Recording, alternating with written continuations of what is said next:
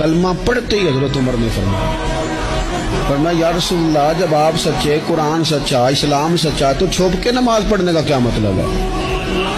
فرمایا ابھی تعداد ہی کوئی نہیں، 40 تو مسلمان ہیں۔ عرض کی حضور مہربانی کریں نا، آپ صرف اجازت دیں۔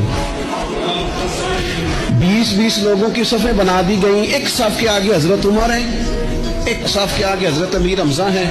جناب عمر کہنے لگے چونکہ آپ اللہ کے رسول ہیں تو لہذا نماز بھی آج اللہ کے گھر میں پڑھی جائے گی۔